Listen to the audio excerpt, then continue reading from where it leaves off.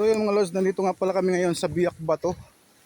Ilog ng Biak Bato. Mamimingwit kami. Yung gamit kong bingwit. Super lightweight. Sama ko nga pala si Bombay. Ayun, nauna na. Titestingin namin mga lods kung mayroong kasili. O makakahuli kami ng mga isda. So yun mga lods, nandito si Bombay. Tapos ito yung huli namin, dalawang isda. Yung mga lods, nandito kami sa Biak Bato.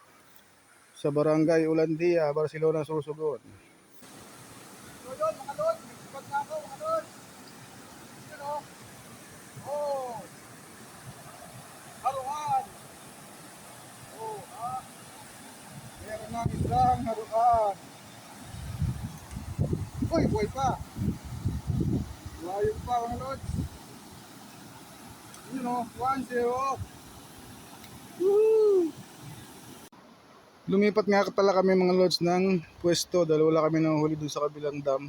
Nandito kami ngayon sa bagong dam. Ito si Bombay at saka si Boss Bakal. Ito yung ilog. Ito si Manoy Aday. Ito yung bagong dam mga lods. Sarap maligo oh.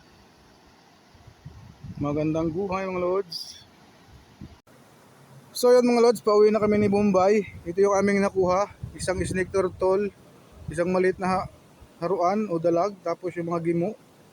Yan, pauwi na kami mga lods. Thank you for watching. Yan mga lods, lulutuin na natin yung nahuli namin ni Bombay kanina na snake turtle o soft shell turtle. Tapos ito yung ating mga isda. Ito yung ating mga ricado. Gagataan natin mga lods. Adobo sa gata. Ito yung ating kakanggata. So yun mga lods, magigisa tayo ng paminta. Tapos yung ating sili, yung ating bawang, luya, yung sibuyas. Lagyan natin lahat. Sama-sama na dyan mga lods.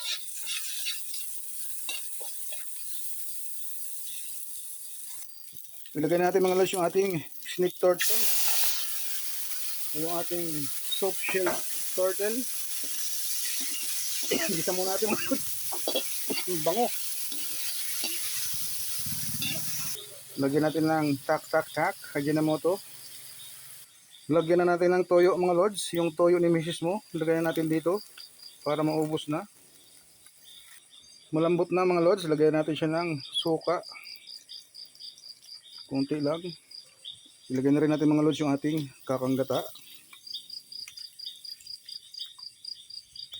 Ilagay na rin natin mga lods yung ating konting isda na nakuha. Para hindi siya madurog. Ipinahod natin para hindi madurog. Yun mga lods oh. Maluluto na yung ating adobo sa gata na snake turtle o soft shell turtle na adobo sa gata. Yun mga lods, luto na yung ating adobo sa gata na snake turtle.